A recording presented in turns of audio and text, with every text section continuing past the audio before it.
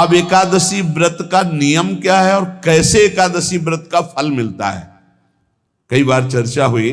बहुत सुंदर तस्मात् शास्त्रम प्रमाणम ते, शास्त्र प्रमाण के अनुसार श्री सनातन मुनि बोल रहे हैं, अथ ते नियमान वच्मि व्रते ह्रस्मिन् दिनत्रये कास्यम मानुषम मसूरान्नम चणकांको द्रवास्तथा शाकम मधुपरान्नम च पुनर्भोजन मैथुने दशम्याम 10 वस्तूनि वर्जयेत वैष्णवः सदा।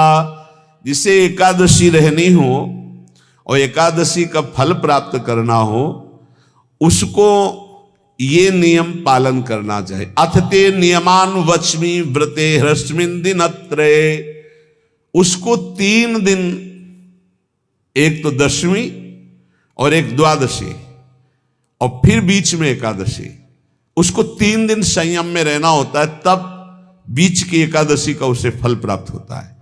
जिसे एकादशी व्रत रहना हो उसका नियम है कि दशमी के दिन कांसे के पात्र का त्याग करे। वैष्णव सिद्धांत है कि कभी जिसमें मांस बना उस रसोई का भोजन न ग्रहण करे। मसूर की दाल, चना की दाल, कोदों और कोई भी शाक, शहद, दूसरों का अन्न, दोबारा भोजन और मैथुन, ये दशमी के दिन त्याग दे। एक बार दशमी के दिन भोजन करे 24 घंटे में, क्योंकि एकादशी रहना है। कांसे का पात्र, जिस रसोई में मांस बना उसके भोजन का त्याग, मसूर की दाल, चना, कोदो, शाक, मधु अर्थात शहद और दूसरे के द्वारा दिया हुआ भोजन और दोबारा भोजन और मैथुन क्रिया, इनका दशमी के दिन कभी भी प्रयोग ना करें। इन 10 वस्तुओं से वैष्णव दूर रहे दशमी के दिन। फिर एकादशी के व्रत में, ये पीछे तो हम वर्णन कर ही चुके हैं, कहीं नहीं आया यहाँ कुटू का वो कचौड़ी पकौड़ी और सिंघाड़ा का हलवा और ये दुनिया के खीर और सब। ये एकादशी के दिन किसी भी तरह की गेम आदि क्रीड़ा ना खेले। जैसे अब आज व्रत है तो बैठे हैं अपना मोबाइल में गेम खेल रहे हैं, ऐसा कोई भी क्रीड़ा नहीं, द्वैत क्रीड़ा, किसी भी तरह का गेम, ये सब खेल नहीं। द्वैत क्रीड़ाम च निद्राम च तांबूलम दंत धावनम परापवादम पैशून्यम स्तेयम हिंसाम तथा रतिम कोपम हृतवाक्यम च एकादश्याम विवर्जयेत। एकादशी के दिन उपासक को चाहिए कि वो किसी भी तरह की क्रीड़ा, मनोरंजन बिल्कुल नहीं। चनिद्राम, नींद नहीं लेनी उसको, न दिन में न रात में, एकादशी व्रत। और प्रायः पुराने महापुरुषों ने ऐसा किया है। रामदास जी डाकोर के रात में जाते थे, रणछोड़ भगवान के यहाँ कीर्तन करते थे जाकर, तभी तो भगवान उनके कीर्तन पर, उनकी भक्ति पर रीझ कर गाड़ी में बैठकर उनके साथ आए थे। पूरी रात जगकर कीर्तन करना, और दिन में तो सोना ही निषेध है। द्वैत क्रीड़ाम च निद्राम च तांबूलम, पान खाना निषेध है एकादशी को, बिल्कुल नहीं, जो व्रत रह रहे हैं। और दंत धावनम, वृक्ष से तोड़कर जो दतून की जाती एकादशी के दिन नहीं। परापवादम, दूसरे की निंदा करना, चर्चा करना नहीं, अर्थात अधिकतर मौन व्रत धारण करे एकादशी के दिन। पैशून्यम, चुगली करना। स्तेयम, कोई चोरी करना। हिंसाम, वाणी से, शरीर से, मन से किसी को दुख पहुंचाना। रतिम, अर्थात भोग करना, मैथुन करना। कोपम, किसी के ऊपर गुस्सा करना, अनत वाक्यम, झूठ बोलना, एकादश्याम विवर्जयेत, एकादशी के दिन ये नहीं करना चाहिए। एकादशी को एक बार कुछ फलाहार शुद्ध, अगर आपके पास कोई व्यवस्था नहीं तो थोड़ा दूध है, जल है, ऐसे आप लेकर, या थोड़ा सा फल ले लिया, थोड़ा सा फल लेकर के प्राण पोषण, एक दिन में मर नहीं जाओगे। कितने तो निर्जला एकादशी रहते हैं, हर एकादशी निर्जला, पूज्य श्री मथुरा दास जी निर्जला ही रहते थे हर एकादशी। चलो भैया आपकी सामर्थ्य नहीं तो जल 2-4 बार ले लो, एक बार थोड़ा सा दूध और फल ले लो, चल जाएगा काम, प्राणों का पोषण हो जाएगा। ये आचरण न करे और एक बार कुछ आहार ले ले, वो भी शुद्ध भगवद अर्पित प्रसाद। फिर द्वादशी को काश्यम मांसम सुराम छौद्रम तैलम वितथ भाषणम व्यायामम च प्रवासम च पुनर्भोजन मैथुने अस्पृश्य स्पर्श मासूरे द्वादश्याम द्वादश त्यजेत। काश के पात्र में द्वादशी को भी भोजन न पावे, जिस रसोई में मांस बनाओ उसमें आहार न ले, किसी भी तरह का नशा द्वादशी को न करे, शहद न पाए, तेल के बने पदार्थ न पाए, मिथ्या भाषण न करे और बहुत शरीर का व्यायाम न करे, बहुत थकावट वाले कार्य न करे, दोबारा भोजन न करे, एक बार द्वादशी को भी भोजन पवित्र, मैथुन न करे, जिसका स्पर्श नहीं किया जाता है ऐसे पदार्थों का स्पर्श न करे, और मसूर की दाल न खाए। द्वादशी को जो इन नियमों का पालन करता है, दशमी द्वादशी ऐसे और एकादशी ऐसे, तब उसे एकादशी व्रत का फल प्राप्त होता है। जो इस पद्धति से एकादशी, ये जो मनमानी है सब नहीं, हर पदार्थ मिल जाएगा आपको फलाहार में, हर पदार्थ हमको बताया गया कि आपको जो चाहो वो सब पदार्थ फलाहार का। अरे भाई हरितोष व्रत है तो हरि प्रसन्नता के लिए एक दिन भूखे रहने बहुत आनंद आता है। पहले भगवत कृपा से ऐसी गंगा जल पी करके कुछ दिन, फिर कभी कभी निर्जला एकादशी का भी आनंद। बड़े संन्यास मार्ग में थे तो बड़े संयम से सब शास्त्रीय पद्धतियों का निर्वाह होता था।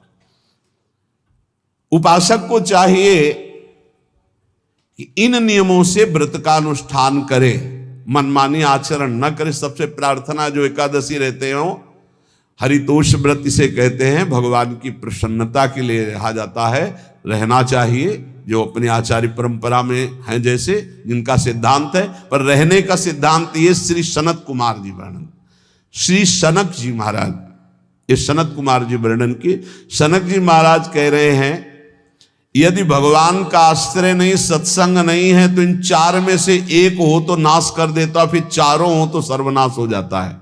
यौवनम धन संपत्ति प्रभुत्व विवेकता एकैपमप्यनर्थाय किमु यत्र चतुष्टयम। यदि सत्संग नहीं है, यदि भगवद आश्रय नहीं है, और खूब धन हो, जवान अवस्था हो, और बढ़िया पद मिला हो, प्रभुत्व चलता हो, और अज्ञान हो, फिर क्या कह रहा है?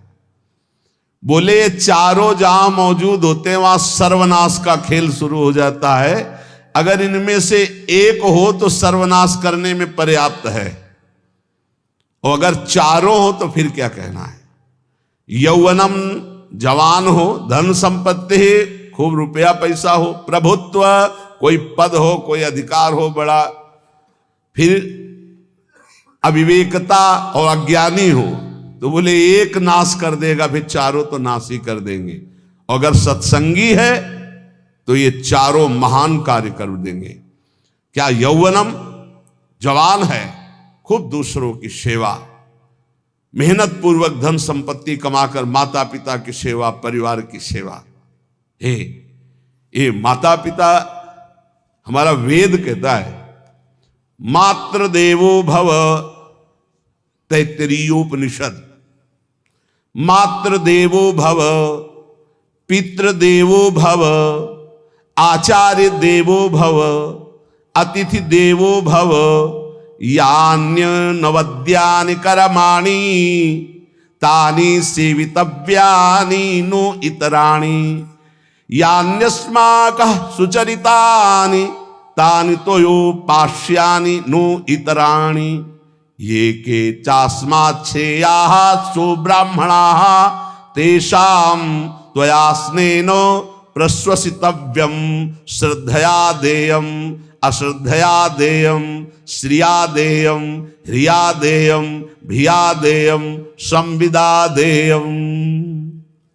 वेद कहता है मातृदेवो भव, माता साक्षात हमारी भगवान है।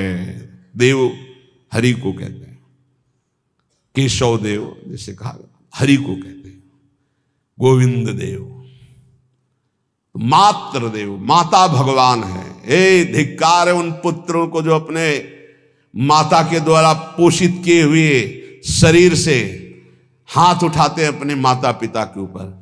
नरक में तुम्हारी जो दुर्दशा होगी भोगोगे। एक हमको दिखाया गया दृश्य कि अपनी माता की कोख में लात मारता है, थप्पड़ मारता है, पिता बैठा है उसको लात मारता है, थप्पड़ मारता है, बाल घसीट कर गेट तक माता को ले जाता है। अब इनकी जो दुर्दशा होगी ये बोल नहीं पाएंगे, बता नहीं पाएंगे। ऐसी जगह मारा जाता है कि बस तलकते रहो, कुछ कह नहीं सकते, घोर नरकों की प्राप्ति होती। वेद कहता, तैत्तिरीयोपनिषद, मातृ देवो भव, ध्यान से सुन लो, सत्संग है, ये माता साक्षात भगवान है। अगर तुमने मारा वाह भर करके इसके आंसू गिरे, तो जितने आंसुओं की बूंद से भूमि के कण भींजेंगे उतने कल्प तक नरक भोगोगे। ध्यान रखना, तुम्हारा कभी यश, कभी कीर्ति, कभी श्री, कभी हिरी, ये कभी तुम्हारे उदय नहीं हो सकती। तुम्हारा सर्वनाश हो जाएगा अगर मां पे हाथ उठाया। पितृदेवो भव, पिता साक्षात भगवान है। देखो भगवान अवतरित हुए तो प्रात काल उठी कै रघुनाथा, मातु पिता गुरु नावहि माथा। आचार्य देवो भव, माता साक्षात भगवान है, पिता साक्षात भगवान है, आचार्य गुरुदेव साक्षात भगवान है। जो अपनी माता को, अपने पिता को दुख देता है, अपने गुरुदेव की अवहेलना करता है, उसका कभी मंगल हो सकता है? वो कभी सुख प्राप्त कर सकता है? वेद कहता है जो निर्दोष कर्म करते हुए धन कमाकर, कैसा कर्म? निर्दोष कर्म करते हुए धन कमाता है और उस धन से अपने बूढ़े माता पिता और गुरुजनों की सेवा करते, ए जीवन धन्य है। धिक्कार है उस पुत्र को, धिक्कार उस जवानी को, धिक्कार है उस धन को, धिक्कार उस बुद्धि को जिसको ये सब प्राप्त होने पर भी अपने बूढ़े माता पिता को दर दर के भटकने के लिए विवश कर देते हैं, जो अपने बूढ़े माता पिता को कष्ट देते हैं। जहां वेद कह रहा है मातृ देवो भव, पितृ देवो भव, आचार्य देवो भव, अतिथि देवो भव, चार बातें कही। अतिथि देवो भव, अगर बिना परिचय के कोई आ गया, कह रहा भूखा हूं, भोजन पवा दो, भगवान पधारे हैं, हम कह रहे मत अंदर आने दो, गेट के बाहर पवा दो, तुम्हारा संशय पर उसे भूखा मत जाने दो। अतिथि देवो भव, जो निर्दोष कर्म करके अर्थ कमाकर अपने माता पिता गुरुजनों की सेवा करता है, उसी का जीवन धन है। पशुवत आचरण, मनुष्य शरीर प्राप्त करके राक्षस आचरण, राक्षसों की यही पहचान होती है। मां नहीं मातु, पिता नहीं देवा, साधुन ते करवा वही सेवा। तुम्हारे जो पुण्य है ना सब भस्म हो जाएंगे। आप खिलवाड़ मत समझो, वो विरक्त है, भले तुम्हें नौजवान दिखाई दे रहा है, वो शरणागत है। जो आचार्य ने मंत्र दिया वही गुरु परंपरा से चला रहा, वही मंत्र उसमें। आप उसको बोल रहे हमारे लिए कुर्सी डालो, पैंट शर्ट पहने हो, कुर्सी डाल। हाँ, आप असमर्थ हो तो हाथ जोड़कर प्रार्थना कीजिए कि बैठने में हमारी टांग टूट गई है, हम बैठ नहीं पा रहे हैं, क्या व्यवस्था हो सकती है क्या? याचना इस कोटि की। आदेश, बाबा जरा कुर्सी लाना, बाबा तो कुर्सी रख देंगे, आप उनको तुम भिक्षुक समझते हो, सारे सुकृत तुम्हारे नष्ट हो जाएं। ये जो संतों के द्वारा दिए हुए आसन में ये अयोग्य पुरुष बैठ जाते हैं ना, इनके सारे सुकृत नष्ट हो जाते हैं। ये क्या समझते हैं? तुरंत आसन दिया जाता है, किसी भी आओ, आसन को प्रणाम करके समेट कर रख दो अगर आसन में बैठने की योग्यता रही। आसन में बैठने की योग्यता उसकी मानी जाती है जो सामने बैठा है, उस स्थिति का हो या उससे श्रेष्ठ हो। बहुत होश में ये बातें सत्संग में ही मिलती है और अन्यत्र नहीं मिलती। आसन बिछाने का मतलब तुम कोई महान नहीं हो गए हो, अपने में दैन्यता नहीं तो वैष्णव किस बात के। आसन ग्रहण वैसे ही बिछा हुआ है, उसके ऊपर आसन लगा हुआ है गुरुजनों के लिए, श्रेष्ठ जनों के लिए। आप आसन में बैठने के अधिकारी हैं। सत्कर्म के द्वारा कमाए हुए धन से मात्र देवो भव पितृ, हम बार बार चिल्ला के कह रहे, क्योंकि कलयुगी इन पुत्रों को अब समझ में नहीं आ रहा। जो बोओगे वही काटोगे। अगर आप अपने पुत्रों को सत अध्यात्म की शिक्षा देंगे और स्वयं अध्यात्म से चलेंगे तो तुम्हारा बुढ़ापा ठीक से जाएगा नहीं। बुढ़ापा बहुत मुश्किल से कटता है, बहुत मुश्किल से। हाँ, हमें कई दृश्य देखने को मिलते हैं। बता रहे एक बार बिंदौर इधर है, इच्छावर फतेहपुर, वहां से भ्रमण करते यार थे, बड़े मकान से वयोवृद्ध भागते हुए आए और स्वामी जी बहुत कष्ट में हो। क्या कष्ट है आपको? आप तो महल से उतर रहे हैं, ये किसका है? बोले मेरा ही है। तुमका कष्ट क्या है? बोले 4 लड़का है, 4 बहू हैं, सब खाते पीते हैं, मैं बहुत कष्ट में हूँ, सब कोई अपमान करता है। तुमका निकलो फिर बाहर, बाबा जी बनो, भजन करो, भगवान के मार्ग का अनुसरण करो। चौथी अवस्था है। बोले ये तो नहीं हो सकता, रहूंगा तो यहीं कुछ ऐसा कर दो कि जिससे हमारे बच्चों की बुद्धि बदल जाए, जो हमको पीटते हैं, गाली देते हैं। हमको वो जादू तो हम जानते नहीं, और चल पड़े। और बड़ा अंदर से चिंतन हुआ कि जीव कितना आसक्त है उन्हीं पुत्र परिवार घर में। अब बुढ़ापे का समय है, चौथी अवस्था में अगर घर ही में रह के भजन करो तो झंझट नहीं होगी।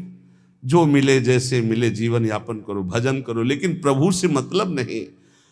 तो जितने भी जवान भाई बहन सुन रहे हैं, आप अपने माता पिता को, यहां हमारा वेद कहता है मातृ देवो हो, माता भगवान है, पितृ देवो हो, पिता हमारा भगवान है। धर्म के द्वारा कमाए हुए धन से माता पिता की सेवा करो। दूसरे दोषयुक्त कर्मों का कभी आचरण मत करो। यन्नस्माकं सुचरितानि तानि तोयो पापाश्यानि नो इतराणि। सुंदर आचरण करो जो महापुरुषों के द्वारा विधान किए गए हैं, पाप आचरण कभी मत करो। हमारे आचरणों में से एक भी ऐसा आचरण नहीं होना चाहिए जो दूसरे को दुखी करके धन संपत्ति लेने वाला हो। वेद कहता है पापाचरण किया और आपको गड्डी पकड़ा दी, आप निर्दोष को दंड दे दिए और दोषी को धन के कारण मुक्त कर दिए। अब आपके परिवार में जो तांडव मचेगा वो झेल नहीं पाओगे, चाहे कोई भी हो। बहुत ध्यान से सुनना, है सत्संग है, ये शास्त्र है। जो अधर्म पूर्वक दूसरे के द्वारा दिए हुए धन से गलत निर्णय करता है, दोषी को मुक्त करता है और निर्दोष को दंड देता है, उसको दुखिया को न सताइए, दुखिया देगा रोए। जब दुखिया के मुखिया सुने तब तेरी गति क्या होए। मर्सिडीज गाड़ी में भून जाओगे भुट्टे की तरह अंदर, कोई सांस लेने की जगह नहीं मिलेगी। कैसे? आगे से गाड़ी में किसी कारण आग लग गई, चलती गाड़ी में। अब आजकल सब रिमोट का सिस्टम होता है, वो तार जल गए जिनसे गेट खोला जाता है। अब गेट लाख लोग हैं आसपास, कोशिश कर रहे हैं, न गेट खुल रहा है, न शीशा तोड़ा, भम मचा हुआ है। चीखते हुए अंदर एक एक परिवार का सदस्य भस्म हो रहा है। क्यों? किसी के परिवार को उजाड़ा तुमने, किसी के निर्दोष की तुमने दंड विधान किए हैं, पापाचरण किए, वो भोगना पड़ेगा। इसीलिए बार बार तुम्हें भयावह शब्दों से कहते हैं, कोई तुम्हें दंड नहीं देगा, तुम्हारे कर्म हर समय तुम्हारी खोपड़ी में सवार हो, वही तुम्हें दंड देंगे। इसलिए हमारा वेद कहता है यन्यस्माकः सुचरितानि तानि तोयो पापास्यानि नो इतराणि।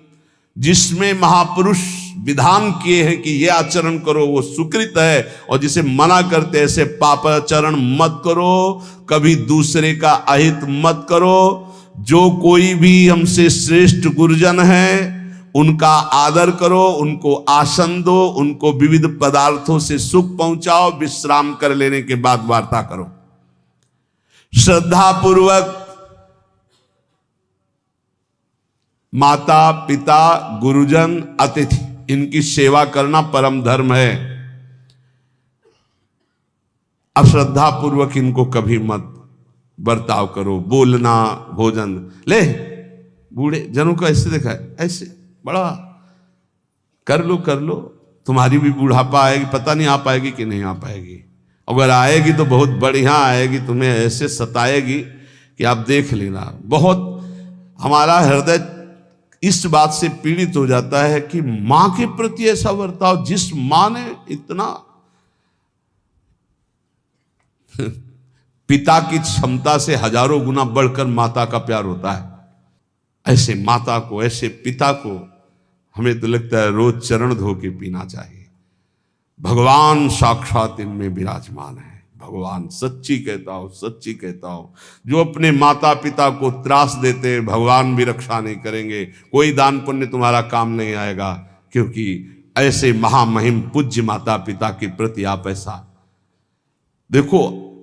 प्रार्थना करते, चाहे गाली बकने वाले, गुस्सा करने वाले माता पिता हों, यदि वो चल नहीं पाते, वयोवृद्ध है, तो भगवान की तरह पूजा करो, उनके व्यवहार को मत देखो, तुम्हारा काम बन जाएगा, उनका आशीर्वाद आपको मिल जाएगा। आर्थिक स्थिति के अनुसार अतिथि की सेवा करो, गुरुजनों की सेवा करो, भय से भी युक्त होकर सेवा करो। अधिकार है माता पिता का, गुरुजनों का, यदि आप सेवा नहीं करोगे तो अपराध लगेगा।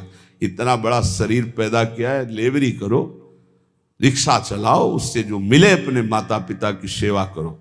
तो यहां कह रहे कि ये चार अगर आपके पास हैं, इनका सदुपयोग नहीं हो। यौवनम धन संपत्ति प्रभुत्वम अविवेकता एकैपमप्यनर्थायम किमु यत्र चतुष्टयम। यदि धन है, जवानी है, आपका प्रभुत्व चलता है, बड़े पद में हो और अज्ञानी हो, एक तो सर्वनाश कर देता है, फिर चारों हो तो सर्वनाश पक्का। और यदि कहीं भगवान का आश्रय मिल जाए, संत जनों, तो ये परम मंगलदायक है। अविवेक विवेक में बदल जाता है। जो धन है, इसकी तीन गतियां बताई गई हैं। दान भोग विनाशश्च रायः स्युर्गतस्त्रिधा। तीन गति होती है, एक दान और एक स्वयं भोग करना, और अगर नहीं किया तो सर्वनाश, वो नाश को ही प्राप्त हो जाएगा। गांव के कंजूस जनों के धन दीवालों में निकलते हैं, मटकी में बंद करके दीवाल में पैक कर दिया और मर गए। अब दीवाल में नहीं, अब लॉकर में है, बैंक में है। कितने हैं? बोले इतने करोड़। कभी ना तो धर्म किया ना दान किया, कंजूस रात दिन उन्हीं रुपए का चिंतन किए, मर गए। एक रुपए का भी कभी सतमार्ग में प्रयोग नहीं किया। कह रहे दान भोग विनाशश्च, तीन गतियां हैं। दान या स्वयं भोग कर लो और या विनाश हो जाएगा। तो शोधन धन्य प्रथम गति जाकी, वो धन धन्य है जिसकी प्रथम गति। प्रथम गति क्या? दूसरों को सुख पहुंचाने में लगा। अस्पताल में दे दिया, गरीब लोगों की औषधियों के, या भूखी गौओं के उदर पोषण में, या संत महात्माओं के निवास या वस्त्र या भोजन, ये सब उत्तम गतियां हैं। अगर ये नहीं किया तो चलो घर में ठाकुर जी विराजमान करो, स्वयं बढ़िया भोग लगाओ, पाओ, परिवार को सुखी रखो, इतने कर लो। वैसे सो धन धन्य प्रथम गति जाकी। प्रथम तो है दान, फिर दूसरा स्वयं चलो उपयोग कर लो धार्मिक धर्म पूर्वक अपने परिवार का। लेकिन अगर ऐसा नहीं किया तो तीसरी गति है नाश। वो तुम्हारे किसी काम में धन आने वाला नहीं है। जो न दान करता है ना भोगता है, उसका नाश हो जाता है। अरे भाई, वृक्ष से ही शिक्षा लो, दूसरों के लिए ही होता है। तो तुम मनुष्य बनकर क्या दूसरों का परोपकार नहीं कर सकते? यदि तुम जवान हो, तुम्हारे पास धन है, प्रभुत्व है, विवेक है, तो तुम पूरे राष्ट्र की सेवा की भावना जागृत करो। समाज में ही भगवान विराजमान है। ये मानवा हरि कथा श्रवणास्त दोषा कृष्णांगी पद्म भजने रत चेतनाश्च ते वै पुनन्ति च जगन्ति शरीर संगात संभाषणादपि ततो हरिरेव पूज्यः। एक तो ये बताया, दूसरा बताया कि ये महाधन्याति धन्य होते हैं। एक तो होते जवान हैं, रुपया पैसा खूब कमा रहे हैं, बड़ा प्रभुत्व है, अविवेक है तो नाश कर देगा, और विवेक है तो इन्हीं का सदुपयोग हो जाएगा। एक है जो सबसे हटकर है, ये मानवा हरिकथा श्रवणास्त अधोषा, जो रात दिन नाम जप करते हैं, भगवान की चर्चा करते हैं और सुनते हैं, और अधोषा, वो सारे दोषों को अपने मिटा चुके हैं। कृष्णांगी पद्म भजने रत चेतनाश्च, निरंतर अपने चित्त को प्रभु के भजन में डुबोए हुए हैं, प्रभु के चरणों के ध्यान में अनुरक्त किए हुए। उनका क्या प्रभाव होता है? बोले तैवै पुनन्ति च जगतन्ति शरीर संगात। ऐसे महात्माओं का यदि शरीर है प्रगट में, तो उस शरीर से स्पर्श करके वायु जिस जिस को छूती है वो पाप रहित हो रहा है। जो उनके दर्शन करते हैं वो पाप। संत दरस जिमि पातक तरही, संतों के दर्शन मात्र से पाप नष्ट होते हैं, उनके शरीर के स्पर्श से पाप नष्ट होते हैं। संभाषणादपि ततो हरिरेव पूज्यः, यदि उनसे संभाषण करने को मिल जाए तो बोले वो इतना पवित्र हो जाता है कि भगवान